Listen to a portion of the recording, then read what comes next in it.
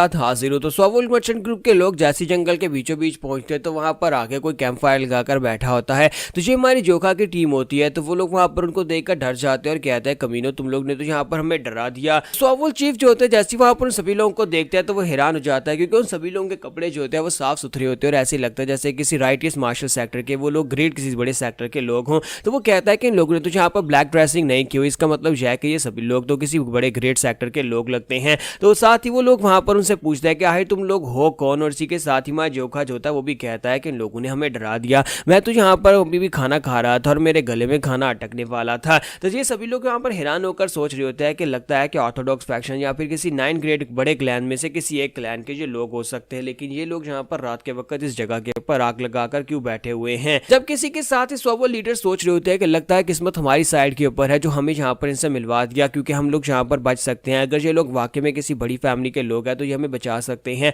तो 3 दिन पहले का सीन दिखाया जाता है कि आज यहाँ पर इन सभी लोगों ने इस तरह के साफ सुथरे कपड़े क्यों पहने होते हैं, हालांकि ये लोग माउंटेन बैंडर्स हैं। तो 3 दिन पहले मास्टर शिव ने इन सभी लोगों को आइडिया दिया था कि अगर तुम लोग यहाँ पर से जाना चाहते हो तो उसके लिए तुम्हें यहाँ पर अपना बेस बदलना होगा, क्योंकि तुम्हें यहाँ पर अपना बेस बदलकर एक राइटियस मास्टर बनकर जाना पड़ेगा। हमें यहाँ पर लो प्रोफाइल रखनी होगी। हालांकि हम लोग ग्रीन फॉरेस्ट का हिस्सा बन चुके हैं लेकिन हम लोग सभी के सामने नहीं आ सकते। तो मास्टर शिव उन लोगों से कहते हैं कि तुम लोग यहाँ पर से गुजर कर जाने वाले हो सैपयोंग में, और सैपयोंग पहुंचने तक तुम्हें यहाँ पर रास्ते में हिबी से गुजर कर जाना होगा जहाँ पर हिबी का पेंग क्लैन है और नामगुंग क्लैन है। क्या तुम्हें नहीं लगता है कि हिबी के पेंग क्लैन और नामगुंग क्लैन के पास से गुजर कर जाना बहुत ज्यादा खतरनाक हो सकता है, क्योंकि हम लोग हैं तो बैंडेड्स ही और हम लोग यहाँ पर उन लोगों से पंगा नहीं ले सकते क्योंकि नामगुंग क्लैन बहुत ज्यादा खतरनाक है। नामगुंग क्लैन के अंदर एक बहुत ही पावरफुल मास्टर किंग है जिन्हें यहाँ पर नामगुंग यानी कि स्वर्ड किंग कहा जाता है। स्वर्ड किंग एक खतरनाक इंसान है और उनकी दोस्ती और दुश्मनी दोनों ही अच्छी नहीं है। इसी वजह से हमें यहाँ पर उनसे बचना होगा क्योंकि वो यहाँ पर इतना पावरफुल है कि हम इससे कोई भी यहाँ पर उसका मुकाबला नहीं कर पाएगा। वो यहाँ पर मार्शल आर्ट्स के 10 किंग्स में से एक है, यानी काफी ज्यादा खतरनाक इंसान है। चाहे हम लोग यहाँ पर कितने अच्छे क्यों ना हो, चाहे हम लोगों ने अभी तक कुछ बुरा ना ही किया हो, लेकिन इसके बावजूद उनकी नजर में हम लोग यहाँ पर अनऑर्थोडॉक्स और इवल फैक्शन यानी कि डिमोनिक फैक्शन दोनों एक जैसे ही होते हैं।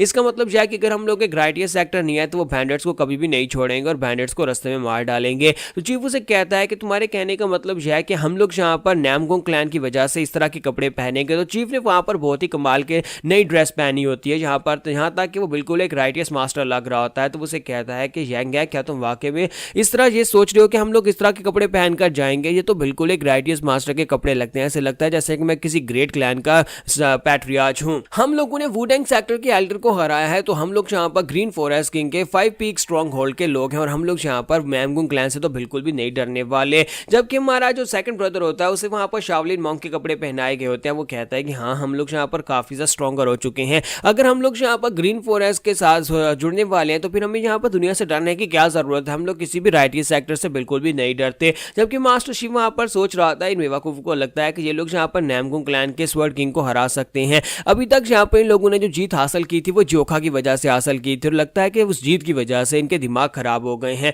तो मास्टर शिव उन लोगों से कहता है कि तुम लोग यहाँ पर नामगुंग ब्योक के बारे में बिल्कुल भी नहीं जानते, वो टॉप 10 मास्टर्स में से एक है। अभी तक हम लोगों ने जिस भी दुश्मन को फेस किया वो उसमें से सबसे ज्यादा खतरनाक है। तो इसी के साथ ही हमारा चीफ उसे कहता है ये तो तुमने पिछली बार भी कहा था, लेकिन हमारा जोखा उसने तो जिन जनरल को भी हराया है और सेज चुंजी को भी हराया है। तो उसे कहता है कि मैं सच कह रहा हूं, तुम लोग यहाँ पर उससे फाइट करके उसे हरा नहीं पाओगे क्योंकि वो एक एल्डर है, जबकि दूसरी तरफ से नामगुंग वो एक स्वर्ड किंग है, उसके पास स्वर्ड किंग का टाइटल है। जबकि यहाँ पर साइड के ऊपर से लड़कियां निकल कर आती हैं। तो मिस चाइन और सोबियोक दोनों ने यहाँ पर जो ड्रेसिंग की होती है उसमें वो बहुत ही प्यारी लग रही होती है। तो उन दोनों को वहां पर देखने के बाद वो सभी लोग लाटर पकाना शुरू कर देते हैं और कहते हैं देखो तो जरा यहाँ पर इन लड़कियों को देखो, ये कितनी ज्यादा खूबसूरत लग रही हैं। लगता है कि राइट के सेक्शन के कपड़े इतने ज्यादा अच्छे होते हैं कि इन लड़कियों के ऊपर इतने ज्यादा प्यारे लग रहे हैं। तो चीफ भी उनकी तारीफ करता है और कहता है कि मुझे पता था कि तुम दोनों खूबसूरत हो, लेकिन इस तरह के कपड़ों में तुम और भी ज्यादा खूबसूरत लग रही हो, तुम तो बहुत ज्यादा प्यारी लग रही हो। तो सोबियोक कहती है कि अब हम लोग लग रहे हैं ना किसी बड़ी रेप्यूटेबल फैमिली की यंग मिसेज। तो वो कहता है हाँ क्यों नहीं, और मैं यहाँ पर बड़ी रेप्यूटेबल फैमिली का पैट्रियार्च लग रहा हूँ,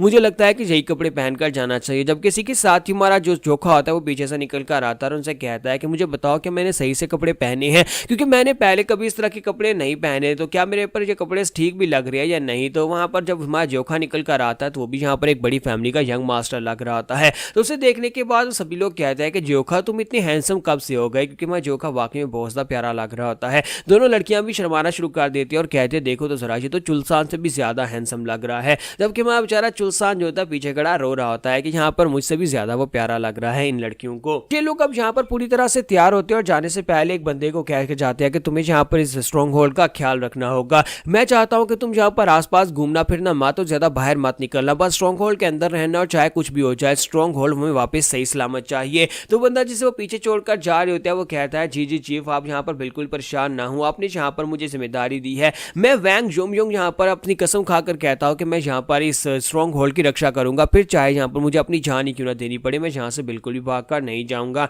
तो चीफ कहता है कि क्या ये लोग सेफ रहेंगे? तो सेकंड ब्रदर उसे कहता है कि हाँ मुझे लगता है ये सेफ रहेंगे, सारे के सारे मर्चेंट यूनियन के लोग जो हैं वो सभी लोग आजकल हमारे खिलाफ कुछ भी नहीं कर रहे क्योंकि उन्हें पता है कि हम लोग कितने खतरनाक हैं, इसलिए यहाँ पर इन्हें कोई प्रॉब्लम नहीं होगी। जबकि शिमून से कहता है कि मैंने तुम लोगों को कपड़े चेंज करवाए, इसलिए करवाए थे क्योंकि इसके पीछे एक और वजह भी थी, और वो वजह ये थी कि हम लोग यहाँ पर इन लोगों को छोड़कर इस तरह से तो नहीं जा सकते, और मैं यहाँ पर अपना बेस बदल कर इसलिए जा रहा हूँ क्योंकि मर्चेंट यूनियन के लोग सिर्फ और सिर्फ जोखा की वजह से डरते हैं। अगर उन्हें पता चल गया कि जोखा अगले 3 महीने तक स्ट्रॉन्ग होल्ड में नहीं है तो हमारे वापस आने से पहले पहले वो पूरे स्ट्रॉन्ग होल्ड को बर्बाद कर देंगे। उन्हें ऐसे लगना चाहिए कि जोखा अभी तक स्ट्रॉन्ग होल्ड के अंदर ही, ऐसी वजह से मैंने तुम लोगों का बेस बदली करवाया, तुम्हारे कपड़े बदली करवाए, ताकि किसी मर्चेंट ग्रुप को इस बारे में पता भी ना चले कि हम लोग यहाँ पर से निकल कर जा चुके हैं। तो सेकंड ब्रदर उसे कहता है तो इसका मतलब यह है कि हमें यहाँ पर हर किस्म के मर्चेंट यूनियन से दूर रहना होगा, क्योंकि मर्चेंट यूनियन के लोग अगर हमें यहाँ पर देख लेंगे तो वो दूसरे मर्चेंट यूनियन के लोगों को हमारे बारे में बता सकते हैं कि हम लोग तो अपने बेस को छोड़कर आ चुके हैं, इसी वजह से फिर हमारे बेस के ऊपर अटैक हो सकता है। तो चीफ उन लोगों से कहता है कि किसी को परेशान होने की जरूरत नहीं है।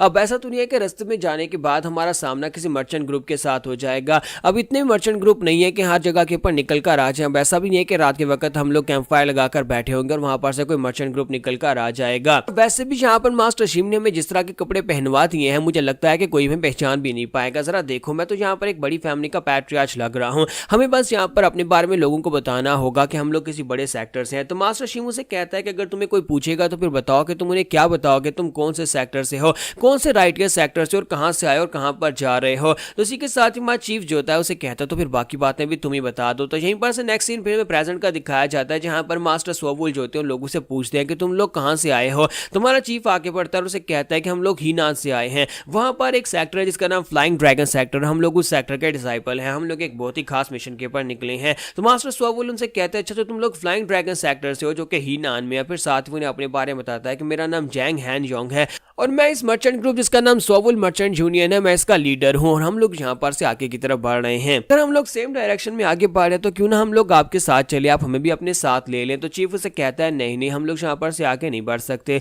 और साथ ही जब चीफ को पता चलता है कि मर्चेंट यूनियन के साथ है तो वो उनसे कहता है कि मुझे लगता है कि हम लोग डिफरेंट डायरेक्शन में जा रहे हैं, हम लोग यहाँ पर से अलग जा रहे हैं और तुम लोग अलग जा रहे हो। जबकि सोवुल लीडर उसे कहता है कि मैंने अभी तक यहाँ पर तुम्हें बताया ही नहीं कि हम लोग कौन सी डायरेक्शन में जा रहे हैं, फिर तुम यहाँ पर ऐसा कैसे कह सकते हो कि हम लोग सेम डायरेक्शन में नहीं जा रहे। तो बेचारे चीफ से यहाँ पर एक गलती हो जाती है और वो सभी लोग सोच रहे होते हैं कि चीफ को बात करने के लिए आगे भेजना ही नहीं चाहिए था। तो ये लोग जो होते हैं वहां पर हमारी 5 पीक माउंटेन बैंडिट्स के सामने आ जाते हैं और वहां पर आने के बाद मास्टर उनसे कहते हैं कि क्या हम लोग भी आपके साथ चल सकते हैं। जबकि दूसरी तरफ से हमारा चीफ जो होता है उनसे कहता है कि नहीं, हम लोग एक सेम डायरेक्शन में नहीं जा रहे, इसलिए हम तुम्हें अपने साथ लेकर नहीं जा सकते। तो सोवुल कैप्टन से कहता है कि अगर तुम्हें यहाँ पर अपनी डायरेक्शन के बारे में बताया नहीं, यानी कि तुमने तो भी बताया नहीं, ना ही हमने तुम्हें बताया कि हम लोग कौन सी डायरेक्शन में जा रहे हैं, तो फिर तुम ये कैसे कह सकते हो कि हम लोग सेम डायरेक्शन में नहीं जा रहे। तो मास्टर शिम जो होते हैं वो खुद अब यहाँ पर सारी कमांड संभालते हैं और बाहर निकलते हुए से कहते हैं कि अगर हम लोग सेम डायरेक्शन में जा भी रहे होते तब भी हम तुम्हें अपने साथ लेकर क्यों जाएंगे, हमारे पर तुम्हारी कोई जिम्मेदारी नहीं है, ना ही हमारे पास कोई रीजन है तुम्हें अपने साथ लेकर जाने की। और वैसे भी तुम लोग तो यहाँ पर एक मर्चेंट यूनियन से, और हमें नहीं लगता कि हम लोग यहाँ पर तुम्हारी इस बात को इतनी आसानी से मान सकते हैं, क्योंकि मर्चेंट यूनियन के लोग बिना किसी सामान के यहाँ पर हमारे सामने खड़े हैं, तुम्हारे पास कम से कम कुछ सामान तो होना चाहिए था। और साथ ही तुम सभी लोगों को देखकर लगता है जैसे कि तुम लोग यहाँ पर भाग कर आ रहे हो, जैसे कि कोई तुम्हारा पीछा कर रहा है। तो तुम लोग एक सिचुएशन में फंसे हुए हैं जिसमें हमें फंसने का कोई शौक नहीं है, यानी कि हम लोग तो यहाँ पर ऐसी किसी सिचुएशन में फंस भी नहीं सकते, क्योंकि हमें यहाँ पर एक बहुत ही खास जगह के ऊपर एक खास वक्त के ऊपर पहुंचना है, और अगर तुम्हें अपने साथ ले जाएंगे तो फिर हो सकता है कि हम लोग भी लेट हो जाए, इसी वजह से हम लोग यहाँ पर फालतू का रिस्क क्यों लेंगे, इसलिए तुम लोग अपने रास्ते जाओ और हम लोग अपने रास्ते जाएंगे। जबकि दूसरी तरफ से एक सोल्जर जो होता है वो सोवुल चीफ से कहता है कि चीफ, मुझे लगता है कि यहाँ पर इन लोगों को छोड़ देना चाहिए और यहाँ पर से निकल चलना चाहिए, मुझे तो इन लोगों के ऊपर काफी ज्यादा डाउट हो रहा है। और वैसे भी यहाँ पर ये तो सिर्फ और सिर्फ 10 लोग हैं। क्या आपको लगता है कि 10 लोग अगर हमारी साइड के ऊपर होंगे तो इस बात से कोई फर्क पड़ेगा? यानी क्या आपको लगता है कि जो ब्लैक ड्रेस वाले उन असैसिन्स को मार पाएंगे जो हमारा पीछा कर रहे हैं? तो इसी के साथ चीफ उसे कहता है कि तुम शांत रहो, और साथ ही वो सोच रहे होते हैं कि मैंने कभी हीनान के फ्लाइंग ड्रैगन सेक्टर के बारे में सुना नहीं, क्या वाकई में वहां पर कोई फ्लाइंग ड्रैगन सेक्टर का नाम सेक्टर है भी या नहीं, क्योंकि मैंने जहां पर इनके बारे में नहीं सुना। तो लेकिन इसके बावजूद इनकी बॉडी के अंदर से एनर्जी और ऑरा निकल रहा है, बहुत ज़्यादा एस्टॉनिशिंग है। हालांकि इनके चीफ की बॉडी से इतना पावरफुल ऑरा नहीं निकल रहा, लेकिन इसके साथ ही जो है वो सभी लोग जहाँ पर एक जैसे हैं, सभी की बॉडी के अंदर सेम मकदार में ऑरा निकल रहा है। लेकिन वो लड़का जो पीछे खड़ा है, वो यंग लड़का जो कि उन सभी के पीछे खड़ा है, उसकी बॉडी के अंदर से बहुत ही ज़बरदस्त और पावरफुल ऑरा निकल रहा है, और मुझे लगता है कि ये लड़का जो है हम सभी को बचा सकता है। इसी के साथ वो पीछे की तरफ देखते हैं, सूरज निकलने वाला होता है, तो वो कहते हैं कि मुझे लगता है कि अब तो यहाँ पर काफ़ी देर हो चुकी है, वो लोग यहाँ पर हमारे पीछे पहुँच रही होंगे, हमें इनके साथ कोई ना कोई डील करनी होगी और हमें इनका साथ चाहिए, वरना मेरे साथी जो है वो यहाँ पर बहुत ही बुरी तरह से थक चुके हैं, क्योंकि हम लोग भाग कर आए हैं। इसी वजह से सभी की हालत काफ़ी ज़्यादा खराब है। हम सभी लोग यहाँ पर एक दूसरी बैटल में एंगेज हुए तो ये सभी लोग फटाफट से मारे जाएंगे और हम लोगों को वो चीज़ उन्हें देनी पड़ जाएगी, यानी कि वो डिमोनिक सेक्टर के कमीने लोग मेरे पास से वो चीज़ लेकर जा चले जाएंगे। तो इसी के साथ चीफ जो होता है अपनी जेब में हाथ डालता है, वहाँ पर से काफ़ी सारे पैसे निकालता और कहता है हम तुम्हें अपने बारे में तो नहीं बता सकते कि हमारी सिचुएशन क्या है, हम लोग यहाँ पर क्यों तुमसे इस तरह की बात कर रहे हैं, लेकिन मुझे इतना पता है कि हम लोग यहाँ पर तुम्हें ये ऑफर कर सकते हैं, अगर तुम लोग हमारी मदद करोगे और हमें एस्कॉर्ट करोगे, यानी कि अगर तुम लोग हमारे बॉडीगार्ड बनोगे तो फिर बदले में तुम्हें यहाँ पर इतने सारे पैसे मिलेंगे। तो वो गोल्ड यांग उसके सामने रखता और कहता है कि ये सारे का सारा पैसा तुम्हारा हो जाएगा, और अगर हम लोग सेफली यहाँ पर इस जंगल से निकल जाते हैं तो इतने पैसे तुम्हें और मिलेंगे। तो बताओ कि क्या तुम हमारे लिए ये करोगे? और इसी के साथ ही ये बात सुनने के बाद सभी लोग साइड के ऊपर डिस्कस करने के लिए चले जाते हैं, क्योंकि हमारे चीफ ने उनके ऑफर को रिजेक्ट कर दिया था, जिस पर यहाँ पर मास्टर शिमी शोर मचा रहा था और उसे कहता है कि तुमने उनके ऑफर को रिजेक्ट क्यों कर दिया, हालांकि वो इतना अच्छा पैसा दे रहे थे। काफी सारे लोग जो होते हैं उनमें से ये कह रहे होते हैं कि वो काफी बड़ी मोटी रकम दे रहे थे, इतने पैसे तो हमने कभी जिंदगी में देखे भी नहीं है। तो मास्टर शिम उनसे कह रहे होते हैं कि इतनी बड़ी अपॉर्चुनिटी तुमने इतनी आसानी से कैसे जाने दी? तो चीफ उसे कहता है कि मैं तुम्हें कोई बेवकूफ़ दिखाई देता हूँ, अगर वो इतने ज़्यादा पैसे हमें ऑफर कर रहे हैं तो इसका मतलब यह है कि इसके पीछे कोई ना कोई राज तो ज़रूर है, यानी कि खतरा भी उतना ही ज़्यादा होगा जितना ज़्यादा वो पैसा देने की कोशिश कर रहे हैं। इसी वजह से मैंने यहाँ पर उनकी ऑफर को रिजेक्ट किया है। क्या तुम्हें लगता है कि इस दुनिया में कुछ फ्री मिलता है? दुनिया में कुछ भी फ्री नहीं मिलता। जब उसने वहाँ पर पैसे मेरे सामने रखे थे, इसी के साथ मैं समझ गया था कि यहाँ पर कोई बहुत ही बड़ा खतरा है जो उनका पीछा कर रहा है, और वो अपनी जान बचाने के लिए हमें यहाँ पर अपना बॉडीगार्ड बनाना चाहते हैं, और हम लोग यहाँ पर अभी फिलहाल के लिए पैसों के लिए तो अपनी जान नहीं दे सकते, क्योंकि हम लोग बहुत ही जल्दी पर ग्रीन फॉरेस्ट का हिस्सा बनने वाले हैं और हमारे पास बहुत सारा पैसा आ जाएगा जब हमें ग्रीन फॉरेस्ट की फुल सपोर्ट मिल जाएगी। और वैसे मुझे लगता है कि वो लोग यहाँ पर हमसे कुछ छुपाने की कोशिश कर रहे हैं। आखिर वो लोग यहाँ पर हमसे क्यों कुछ छुपाने की कोशिश कर रहे हैं, वो हमें बता भी तो सकते थे, लेकिन उन्होंने हमें यहाँ पर इस बारे में कुछ भी नहीं बताया। इसी वजह से मेरी गट फीलिंग्स मुझे कह रही थी कि हमें यहाँ पर फैसला नहीं करना चाहिए, ना ही उनके साथ आगे बढ़ना चाहिए। इसी वजह से मैंने उनकी ऑफर को रिजेक्ट कर दिया। तो मास्टर शिमू से कहता है लेकिन तुमने वहाँ पर देखा भी तो सही कि उनके पास कितने गोल्डन यांग्स थे। इतने गोल्डन यांग्स की वजह से हम लोग यहाँ पर बड़ी आसानी से माउंटेन्स में से ट्रैवल करके उस जगह के ऊपर पहुंच सकते हैं जहां पर हमारा कंपटीशन होने वाला है। तो चाइयन जो थे वो भी उन लोगों से कहते हैं कि मुझे लगता है कि यहाँ पर जो अपॉर्चुनिटी वाकई में काफ़ी ज़्यादा बड़ी थी। अब जबकि हम लोग सेम डायरेक्शन में जा रहे हैं तो उन्हें यहाँ पर बॉडीगार्ड की प्रोटेक्शन देना इतना बुरा आइडिया नहीं था। हम लोग तो बस उनके साथ साथ चलने वाले थे और हमें यहाँ पर इतने सारे पैसे मिल जाते। जबकि सेकंड ब्रदर उन सभी लोगों से कहता है कि आप बस भी करो, यहाँ पर बहस करना बंद करो, जबकि फैसला हो चुका है। हमारे चीफ ने यहाँ पर फैसला कर दिया, जो भी फैसला उसने किया है मुझे लगता है कि वही ठीक है, क्योंकि हमें यहाँ पर फिलहाल के लिए फंड्स की कोई कमी नहीं है। हमारे पास खुद भी काफ़ी सारा पैसा है और हमें यहाँ पर पैसा तो बिल्कुल भी नहीं चाहिए। और तुम सभी लोगों को यहाँ पर अननेसेसरी ट्रबल क्यों चाहिए, जबकि हम लोग बड़ी आसानी से आराम से वहाँ पर उस जगह के ऊपर पहुँच सकते हैं जहाँ पर हम लोग पहुँचना चाहते हैं। हम लोग यहाँ पर मर्चेंट यूनियन के एस्कॉर्ट तो बिल्कुल भी नहीं बनना चाहेंगे, क्योंकि ग्रीन फॉरेस्ट के लोगों को इस बारे में पता चला कि हमने एक मर्चेंट यूनियन को एस्कॉर्ट किया है तो वो लोग तो यहाँ पर हम सभी लोगों को देखते निकाल देंगे और कहेंगे कि हम लोग ग्रीन फॉरेस्ट के बैंडिट्स बनने के लायक नहीं है। क्या तुम लोग यहाँ पर हीरोज की बजाय यहाँ पर मजाक बनना चाहते हो? इसलिए अब यहाँ पर अपने ग्रीन फॉरेस्ट समिट के ऊपर फोकस करो, जहाँ पर उन मर्चेंट्स के बारे में भूल जाओ, वो तो अब जा चुके हैं। तो हमारी चाय उनसे कहते हैं कि अच्छा ठीक है, मैं तो ऐसा कुछ भी कहने की कोशिश नहीं कर रही थी, लेकिन कब है ठीक है, तुमने जो कहा है वो ठीक है। तो इसी के साथ सिक्स ब्रदर उनसे कहते तो क्या हम लोग आगे बढ़े, क्या हम लोग यहीं पर रुकने वाले हैं? तो हमारा चीफ उनसे कहता है नहीं, हम लोग यहाँ पर नहीं रुकने वाले। लगता है कि वो मर्चेंट ग्रुप के लोग जो यहाँ पर से आगे बढ़ चुके हैं और जो अगर उनके ऊपर अटैक हुआ है तो उनके अटैकर्स जल्दी यहाँ पर आते होंगे, और कहीं ऐसा ना हो कि वो यहाँ पर आने के बाद हमें भी उसी मर्चेंट ग्रुप का हिस्सा समझ लें और हमारे पर भी अटैक कर दे और हम लोग यहाँ पर बेतुकी मुश्किल में फंस जाएंगे। तो मास्टर शिम उनसे कहता है कि हाँ तुमने बिल्कुल ठीक कहा, मुझे लगता है कि वो हमारे पीछे भी आ सकते हैं, और अब जबकि यहाँ पर अभी अंधेरा है तो हम लोग यहाँ पर से निकल चलते हैं, क्योंकि दिन के वक्त हो सकता है कि वो हमारे पर आकर अटैक कर दे। तो उसी के साथ चीफ उनसे कह दे तो फिर ठीक है सभी लोग अपना अपना सामान उठाओ, हम लोग यहाँ पर से निकलने वाले हैं। तुम्हारी चायून जो होती है वहाँ पर से साइड के ऊपर जाती है और कहती है कि सोबियोक तुमने मेरा सामान कहाँ पर रखा है। तो सोबियोक उसे कहते हैं वो सामने बड़े पेड़ के नीचे रखा हुआ है। तो हमारी चायून से कहती है अच्छा ठीक है तुम्हारा शुक्रिया, मैं सामान उठा लेती हूँ और तुम इस थोड़ी सा रेस्ट कर लो। इसी के साथ ही वो जाती है और जाकर अपना सामान उठाने लगती है। तो सामान काफी ज्यादा भारी होता है, वो एक भारी बैग होता है। तो चुलसान जो होता है वो साइड के ऊपर खड़ा है, सब कुछ देख रहा होता है और सोच रहा होता है कि मैं वहां पर जाऊंगा, जाकर उसके पास से वो भारी बैग उठा लूंगा, और जिस पर चायून बहुत ज्यादा खुश हो जाएगी और कहेगी कि तुम चुलसान कितने ज्यादा स्ट्रॉन्गर और रिलायबल हो। तो हमारा चुलसान जो होता है वो अंदर ही अंदर वहां पर खुश हो रहा था ये सब कुछ सोचकर। लेकिन इसी के साथ ही वहां पर दिखाते हैं कि एक असैसिन जो होता है वहां पर अपनी तलवार लेकर चायून के ऊपर अटैक करने के लिए आगे बढ़ रहा होता है। तो वो बड़ी तेजी के साथ चायून की तरफ आगे बढ़ रहा होता है और जैसे वहां पर अपनी तलवार निकाल कर कहता है कि अब यहाँ पर तुम में से कोई भी यहाँ पर नहीं बच पाएगा। हम तुम्हें यहाँ पर मारना तो नहीं चाहते, लेकिन अब तुम सभी लोग इस जंगल में तो तुम सभी को मरना होगा। तो जैसे वो चायून की तरफ आगे बढ़ रहा होता है हमारा चुलसान दूर से चलाकर कहता है कि चायून, और बड़ी तेजी के साथ भागता हुआ चायून की तरफ आगे जाता है और जाकर चायून को धक्का दे देता है।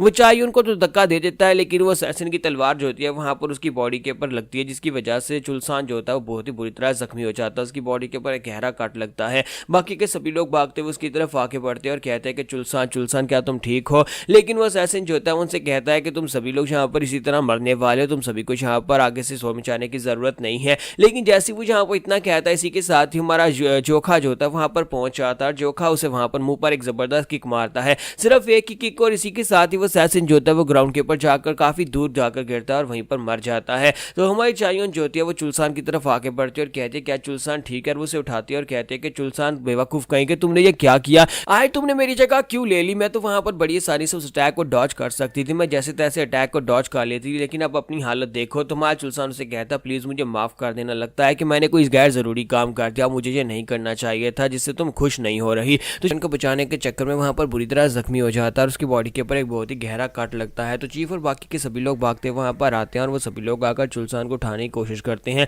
तो चीफ जब देखता है कि उसकी ब्लीडिंग हो रही है और साथ ही उसकी बॉडी के ऊपर गहरा काट है तो वो कहता है कि इसके जख्म तो काफी ज्यादा गहरे, हमें जल्दी से जल्दी डॉक्टर ढूंढना होगा। तो मास्टर शिम से कहता है कि मास्टर शिम यहाँ पर सबसे करीबी विलेज कौन सा है, हमें जल्दी से बताओ, हमें उस तरफ आगे बढ़ना होगा, चुलसान नहीं बच पाएगा, हमें इसे डॉक्टर के पास लेकर जाना ही होगा वरना ये तो यहीं पर मारा जाएगा। तो उसी के साथ ही उसे कहता है जी चीफ मैं आपको यहाँ पर बताता हूँ, यहाँ पर से इस डायरेक्शन में आगे बढ़ेंगे तो सामने वहाँ पर एक गाँव है, तो हमारे सेकंड ब्रदर बाकी के सभी लोग निकलना होगा। और वो जोखा से कहता है कि जोखा चलो यहाँ से, लेकिन जब वो पीछे देखता है तो वहाँ पर पेड़ों के ऊपर बहुत सारे असैसिन्स बैठे होते हैं और जोखा उन सभी की तरफ घूर घूर कर देख रहा होता है। तो शिम कहते हैं कि इसका मतलब यह है कि ये कमीने तो यहाँ पर पहुंच आए और ऊपर से ये लोग काफी ज्यादा हैं, मुझे लगता है कि उस मर्चेंट यूनियन की वजह से हम लोग मुश्किल में पड़ गए हैं। तो चीफ उसे कहता है कि चुपचाप यहाँ पर से आगे बढ़ो, हमें पहले गाँव में पहुंचना होगा। और वो जाएंगे और बाकी सभी लोग उसे कहते हैं कि तुम लोग यहीं पर रुको और जोखा की मदद करो। तो हमारा जोखा उनसे कहता है नहीं मुझे यहाँ पर किसी की मदद की जरूरत नहीं है, तुम सभी लोग आगे बढ़ो, मैं यहाँ पर इन सभी लोगों से निमट कर तुम्हारे पीछे आ जाऊंगा, मैं यहाँ पर इनके लिए काफी हूँ। तो सभी लोग जो होते हैं हमारे जोखा को वहीं पर छोड़कर भागना शुरू कर देते हैं। वो लोग भागते वहां पर से आके गांव की तरफ जा रहे होते हैं। तो चीफ कहता है कि मास्टर शिम गांव कितनी दूर है, तो वो उसे कहता है कि तकरीबन 2 और घंटे लगेंगे और उसके बाद हम लोग गांव पहुंच जाएंगे।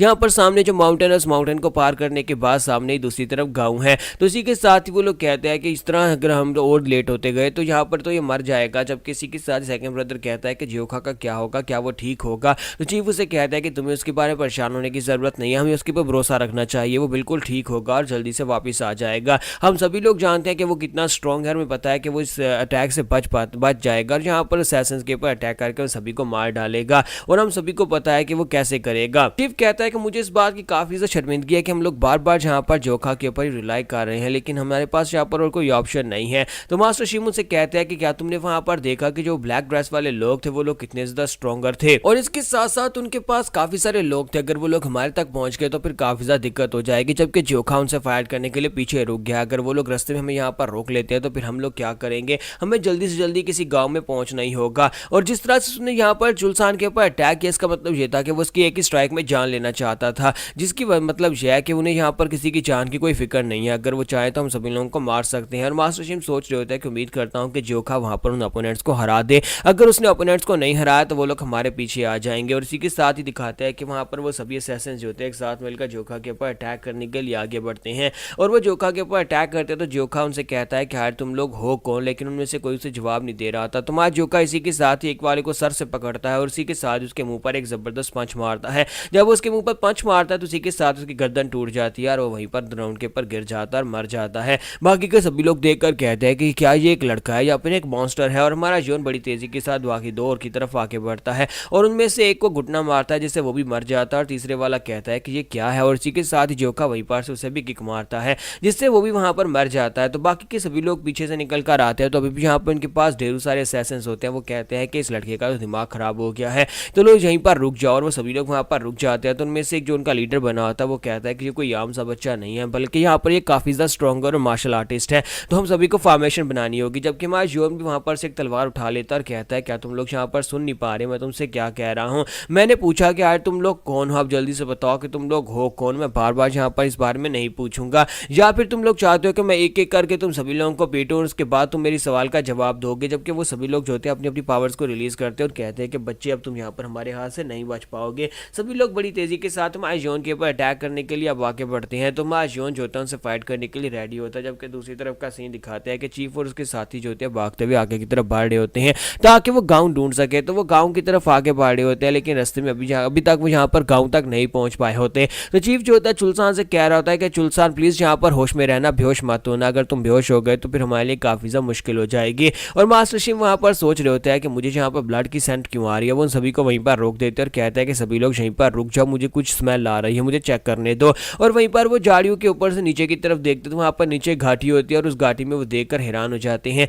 तो हमारा चीफ उसे कहता है क्या हो गया शिव, तुम यहाँ पर रुक क्यों गए हो, हमारे पास इतना समय नहीं है, हमें आगे बढ़ना ही होगा क्योंकि काफी सारे लोग हमारा पीछा कर रहे हैं। तो शिव उसे कहता है कि यहाँ पर आगे भी बहुत सारे लोग हैं और इन सभी लोगों ने ब्लैक ड्रेस पहनी हुई है और मर्चेंट यूनियन के लोग जो हमारे पास आए थे और हमें ऑफर कर रहे थे वो सभी लोगों को भी उन्होंने पकड़ लिया हुआ है, लगता है कि यहाँ पर वो लोग मरने वाले हैं। तो वहाँ पर नीचे का सीन दिखाते हैं कि वहाँ पर जो मास्टर सोवोल होते हैं उसको भी वहाँ पर पकड़ लिया गया होता है, साथ उसकी बेटी को पकड़ लिया गया होता है। तो मास्टर शिव कहता है कि इस एरिया के अलावा जहाँ पर और कोई रास्ता नहीं है, यानी कि हमें जहाँ पर अगर आगे बढ़ना है हीफी गाँव की तरफ तो हमें इसी रास्ते से होकर गुजरना पड़ेगा। तो ये लोग तो हमें यहाँ पर इस तरह से देख लेंगे, अगर हम लोग जहाँ से गुजरेंगे तो हम लोग मुसीबत में पड़ जाएंगे। जबकि दूसरी तरफ सोवोल चीफ जो होता है उनसे कहता है कि तुम लोग जहाँ पर मुझे मारना चाहते हो तो मुझे मार डालो, लेकिन मैं वो चीज़ तुम्हें कभी भी नहीं दूंगा, वो चीज़ तुम्हें नहीं मिल सकती। तो इसी के साथ उसके सामने जो बंदा होता है वो उसे कहता है कि तुम्हें क्या लगता है कि तुम उसे यहाँ पर एक चीज़ कह सकते हो, क्या तुम्हें पता भी है कि वो सिर्फ एक चीज़ नहीं है, तुम्हारे लिए वो एक चीज़ हो सकती है लेकिन हमारे लिए वो एक डिवाइन आर्टिफैक्ट है। हम लोग जहाँ पर हज़ारों किलोमीटर का सफर तय करके आए हैं स्पेशली उस चीज़ को लेने के लिए, जब हमें पता चला कि वो तुम्हारे पास है, प्लीज़ चुपचाप उस डिवाइन आर्टिफैक्ट को हमारे हवाले कर दो, तुम्हारे लिए यही बेहतर रहेगा। अगर तुम अपनी आंखों के सामने अपनी बेटी को मरता हुआ नहीं देखना चाहते तो प्लीज़ जल्दी से वो चीज़ हमारे हवाले कर दो।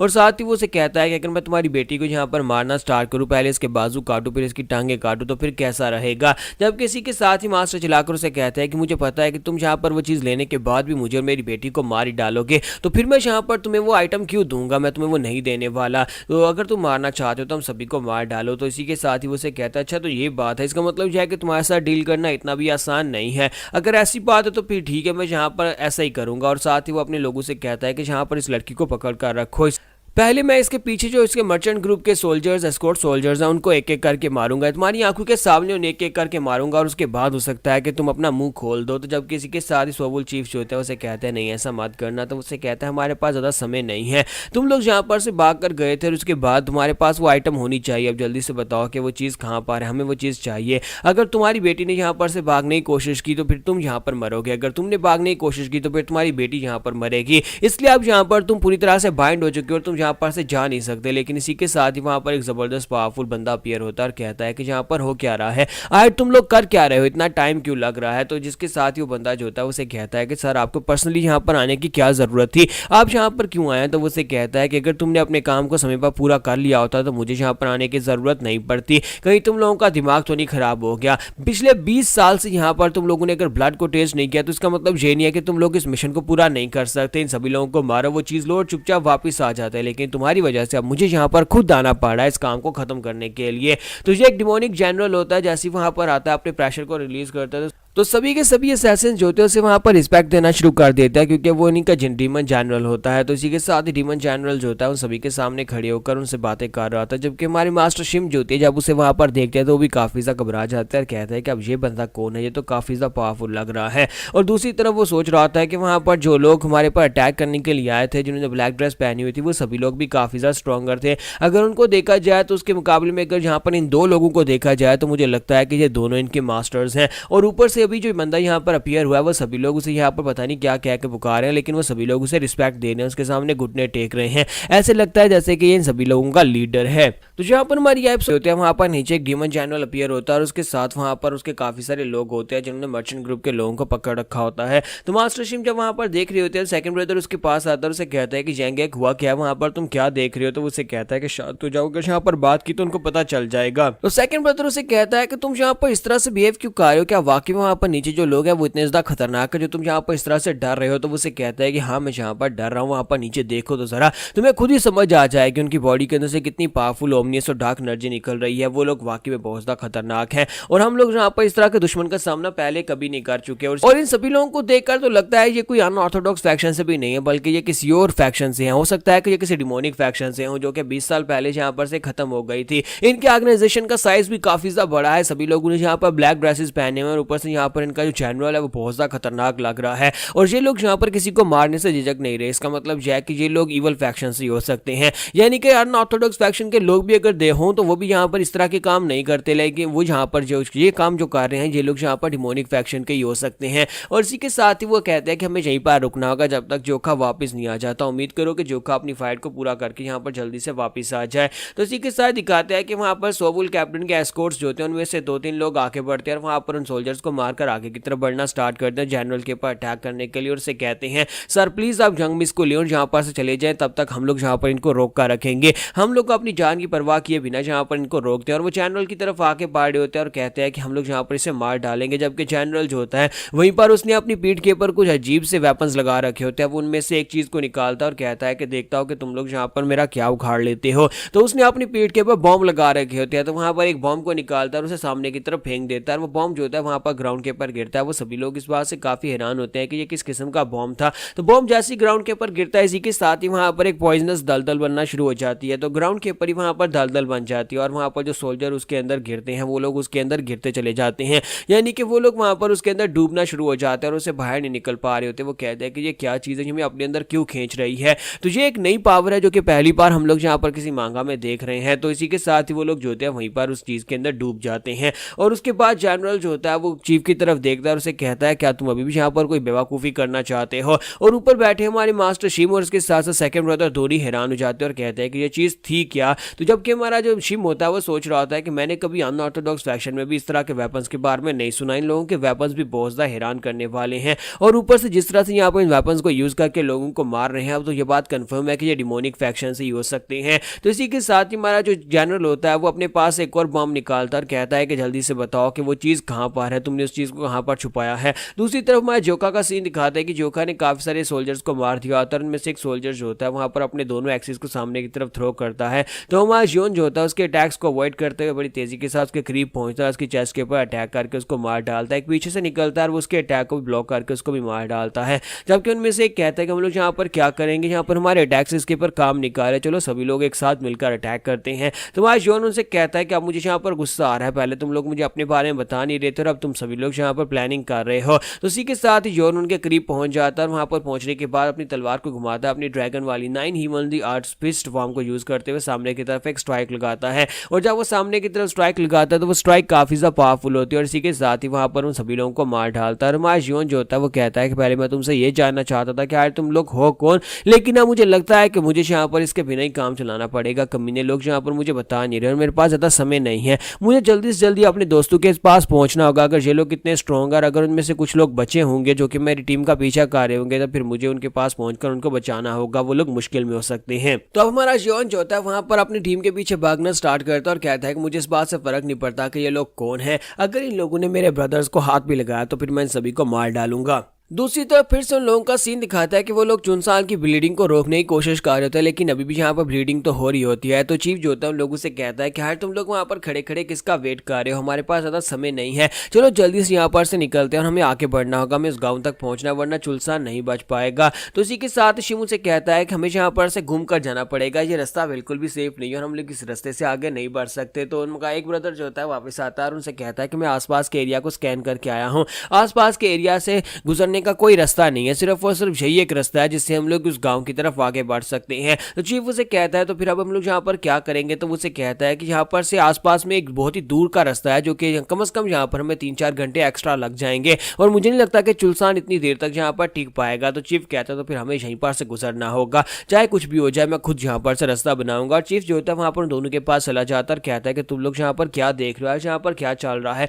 सेकंड ब्रदर उसे कहता है कि तुमने तो हमें यहाँ पर डरा ही दिया था, अब चुपचाप यहाँ पर बैठकर देखो देखो वहाँ पर हो क्या रहा है। तो चीफ कहता है क्या ये लोग वाकई में इतने ज़्यादा डेंजरस है कि हमें यहाँ पर इनसे डरने की ज़रूरत है। तो मास्टर शिमू से कहता है कि ज़रा गौर से देखो, हमने इस तरह के लोग और इस तरह की मार्शल आर्ट्स पहले ज़िंदगी में कभी नहीं देखी और ऊपर से इनकी पावर्स फियरसम है, यहाँ पर बहुत सारे लोग हैं और ये लोग किसी को मारने से पहले सोचते भी नहीं है। तो इसी के साथ में चीफ जो होता है वहाँ पर नीचे देखता है तो हमारा जनरल जो होता है उसने अपना बॉम्ब वहाँ पर चीफ की तरफ सामने किया होता है और उससे पूछ रहा होता है कि बताओ कि वो आइटम कहाँ पर है। जबकि सोवुल चीफ उसे कहता है कि मुझे मार डालो लेकिन मैं तुम्हें कभी भी यहाँ पर उस आइटम के बारे में नहीं बताऊंगा। तो जनरल उसे कहता है बड़ी हैरानी की बात है कि तुम यहाँ पर उस आइटम के बारे में बता क्यों नहीं रहे, जबकि तुम्हें तो पता भी नहीं होगा कि वो आइटम किस लिए इस्तेमाल होती है। इसका मतलब यह है कि तुम्हें पता है कि उसे कैसे यूज करते हैं। अगर तुम्हें पता है कि उसे कैसे यूज करते हैं तो फिर तो तुम्हें जिंदा छोड़ने का कोई सवाल ही पैदा नहीं होता, क्योंकि हम लोगों ने अभी तक 8 बीट बेल को जो भी यूज कर सकता था उन सभी को ढूंढ ढूंढ कर मार दिया है, ताकि किसी को भी उस 8 बीट बेल को यूज करने का तरीका नहीं आना चाहिए सिवाय हमारे लोगों के। इसलिए अब यहाँ पर अगर तुम्हें इस तरीके के बारे में पता है तो फिर तुम्हें भी मरना होगा। फिर साथ ही वो उसकी बेटी की तरफ देखता है और उसे कहता है